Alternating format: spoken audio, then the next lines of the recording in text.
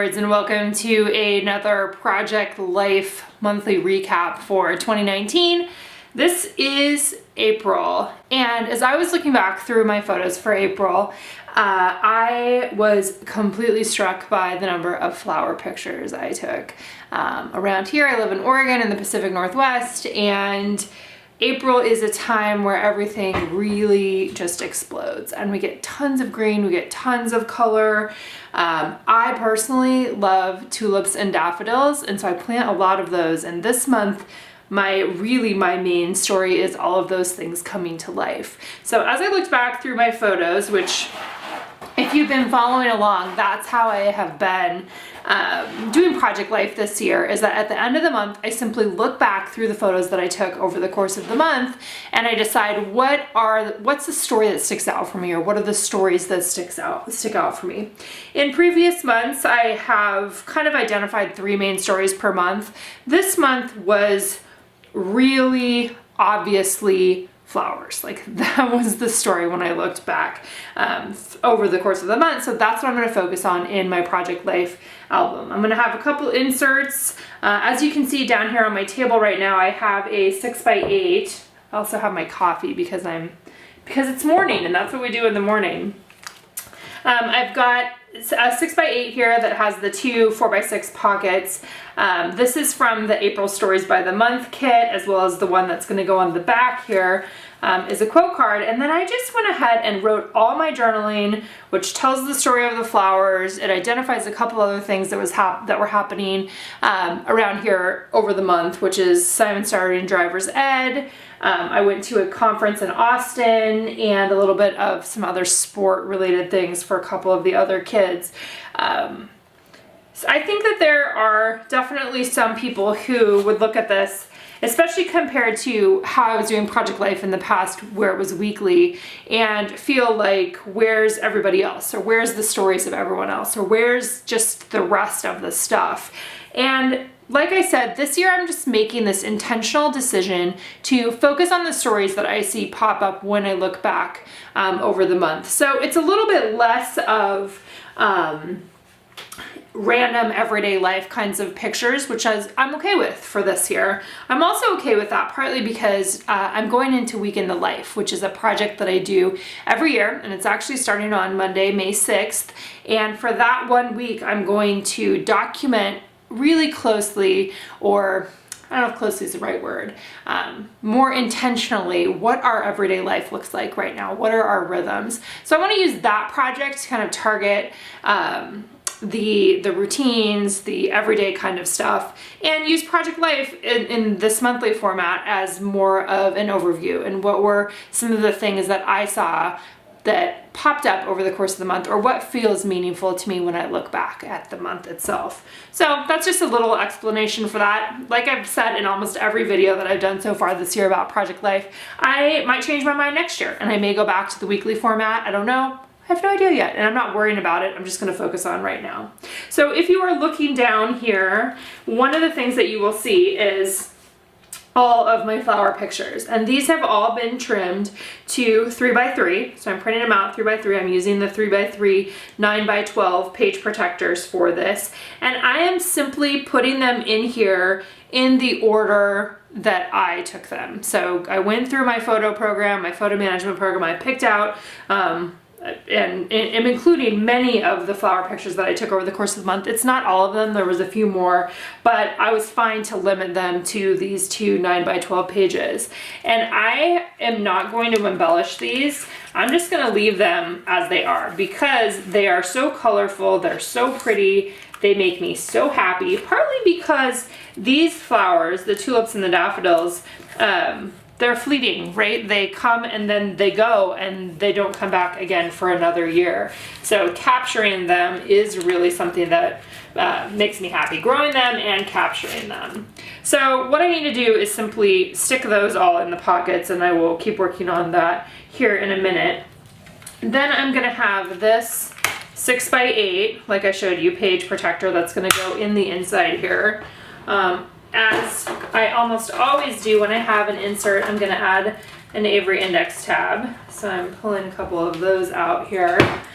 because I'm gonna have 2 inserts this time. And on the back, I'm just gonna slip in these quotes. So one is, many things are good, many are important, but only a few are essential. I liked that one. And then the card that I made for the story of this month. And so I'll put the story of this month word art on my blog post, and you can download that if you want as well. And then I just used a typewriter typeface there for my actual journaling. So then I can put the Avery index tab along the outside edge here. Just stick that on there, and then I'll look through my stamps and find a stamp that makes sense for this. I like the pink there. The other insert that I want to include here is a 8.5 by 11. So I'm gonna find an 8.5 by 11 page protector over here in my collection of things. I'm probably gonna have to punch 2 more holes in here because the hole sizes are a little bit different. What I have to go inside this one is I have a enlarged picture of my house there from the looking at it from the backyard, in the corner of the backyard, and using the cherry trees out there to frame the house, which is a really fun way to approach that. I'm probably going to do something on the bottom, embellish this in some way or another. I haven't done that yet. And then on the back side, the other photo that I'm slipping in here is one from my trip to Austin for the Mom 2 conference. My friend Robin took a photo of me, so I'm down here in the bottom taking a picture from the pool deck there through down to where the sun was setting. And so I just really like this one, and I'll probably add a little bit of something there on the top. So 2 photo enlargements that will also go in here, and I will punch the holes for that. To punch the holes, I use the Power Punch, the We Are Memory Keepers Power Punch, and I'll just grab another 9 by 12 page protector and use that as my guide, and I'll just do that right now since I'm standing here. I just simply lay it on top, and then you can flip up the little piece right here. This was a tip that I learned a couple years ago, and I was like, oh, that's how that works. Flip up the top part, and then you can just go right in here, and it will punch through the plastic to give you the second holes, or the 2 holes that you need to be able to have these page protectors fit inside the 9 by 12 album. So the 8.5 inside the 9 by 12. So just like that. And then I can put this guy in here. So this is a great example of the way that I probably most often approach my storytelling these days, is starting with the words and photos first. I've been talking about words and photos for years and years and years. Words and photos first. And even you can see that what I have already added in here, this is the words and the photos, right? And anything else that I add on top, any of the product, anything else is going to be kind of like frosting, right? There are the embellishments that go on top to accentuate, to add to the story, to help tell the story, rather than necessarily detract from it.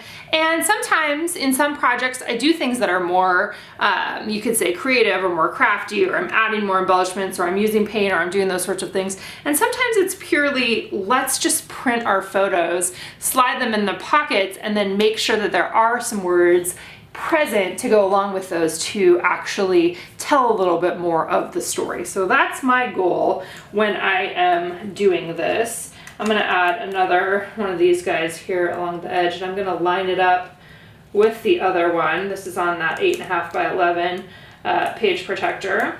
And then, like I said, I will stamp something on the little insert that goes in there as well. So next up for me, I'm going to stick those photos into the pockets. I'm going to stamp on these, and then I'm going to also figure out, what do I want to add to this photo? Do I want to write directly on there? Do I want to do some embellishment cluster? I'm going to look through my stash and see what I have. Same thing on this one as well. So I'm going to turn off the overhead camera and, excuse me, turn off the face forward camera, and then get started on this part.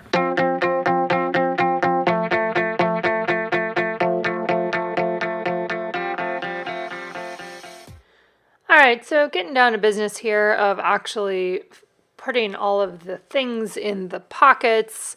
My project, as you heard me say already this time, is really photo heavy, and I rely on printers here at home to be able to make this possible. So I'm using an Epson PictureMate PM400 for those smaller prints. I actually just crop them in my photo management program to 3x3 and then print them with that little printer. And the enlarged pictures there are printed on a Canon MG7720. It's a Pixma. I believe there is a newer version of that one available, but printing at home really helps me make my story visible, right? And I don't have to wait for to send them away. It's just it is definitely one of the ways that I get more stories told is by being able to have them here at home. I decided to add in one of the cards. This is one of the sentiment cards from the May Stories by the Month kit. So that's actually one that is available right now if you're interested in the May Stories by the Month. I'm using a mix of May and April in here, just depending on what kind of fit with the story. And I'm using a lot of things that are pink, kind of that light pink. When I took out that one image there, that's a camellia, I kind of wanted to see what happened, what would it look like if I cut it out, right? If I cut it out and kind of made an embellishment out of the actual photo itself. So that's what I'm doing there, is trimming that out. I don't end up using it, but I liked the idea of that, or the idea of playing with it in that way. And I kind of considered adding it on to that April Stories card, and it would have looked cute on there as well. But in the end, I did not end up using it. Then I went in looking in my stash to see what other sorts of embellishments I had. I have this rubber oval that's left over from the 2018 Week in the Life kit. Happens to be the same kind of color scheme there, and I considered using that, and I do end up using that as well. Kind of just looking at the different things that I have in my drawer and in my stash of stuff, and considering maybe doing some stamping outside of the Avery Index tabs, but that was what I was looking for right then. So I used one from a family stamp set. That one is not available any longer. It was one that we offered in the past. I can't remember family something is the name of it. We probably have many of those designs available digitally if that's something that you want to look for. I used the family one, and then I used, there were two other stamp sets that I used that I linked in the supplies below. One other one that ended up going inside the Avery Index tab. So I'm always looking for different text options that I can add in there, and they come from usually often from the different stamp sets that I offer as well. So there is the first one. The second one, I believe, then came from, let's see, which one do I grab here? I know I spent a couple times going back through and looking at the ones that I have. You're going to see me use the quote this one coming up as well too, but right at this point I'm just kind of looking through and deciding, are there other ones that I wanted to add, or specific sentiments. Generally I'm looking for just something that is related to everyday life. It doesn't have to be super specific. I don't feel super, like married to anything in particular when I'm looking for those sentiments. Like if it's kind of related, that usually works for me. So I ended up finding a secondary sentiment stamp to add onto into the other Avery Index tab. It's from the Season stamp set that you're going to see in a minute here. And it has fall, winter, spring, and summer, and then a few other kind of subheaders and some circle stamps and different things that are on that one as well. I believe that is one that we still do have available in the shop. Again, I just use Stays on ink. It's simple and easy. It's something that I have already. I know that it will work on whatever surface I end up stamping it on. Sometimes I use the colored inks that we have, and other times I just rely more on the Stays on as well. So next I wanted to play around with adding that rubber oval onto the image of my house from the backyard. And I decided to pull out this stamp from, this is an older one called Quote This. It's not available any longer. We do have a digital version of it, but I wanted to play around with the quotation marks. And so I was thinking, okay, what if I use the quotation marks to go around an embellishment? And so that's what I'm doing right now. I'm using the outline version of those.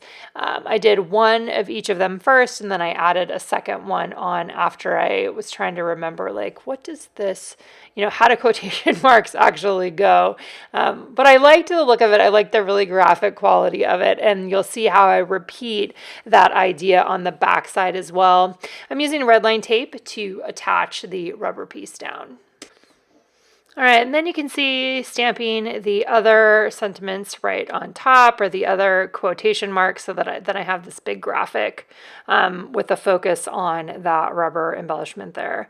I pulled out the picture of my house and I added on a couple word phrase stickers. One of them is from the April Stories by the Month, and the other two were just from past releases of word phrase stickers that we usually have those in almost every release, because I use them on almost every project in one way or another, and that's just a simple way to add a few sentiments on there.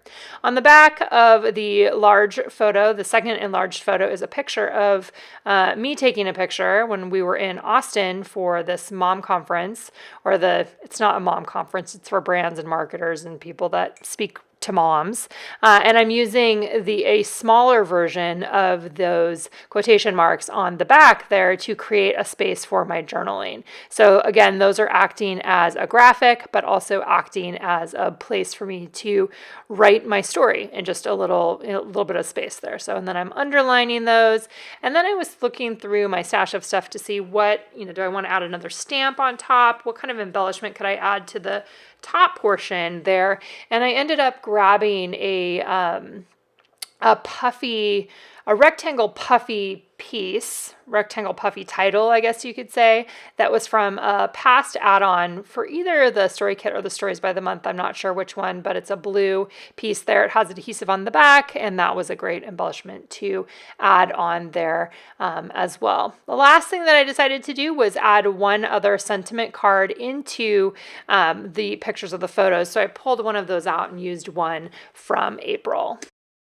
And that is a wrap for my April 2019 Project Life spread. If you would like to see more and you're watching this on YouTube, please hit the subscribe button. Otherwise, I'll see you back here for another storytelling video soon.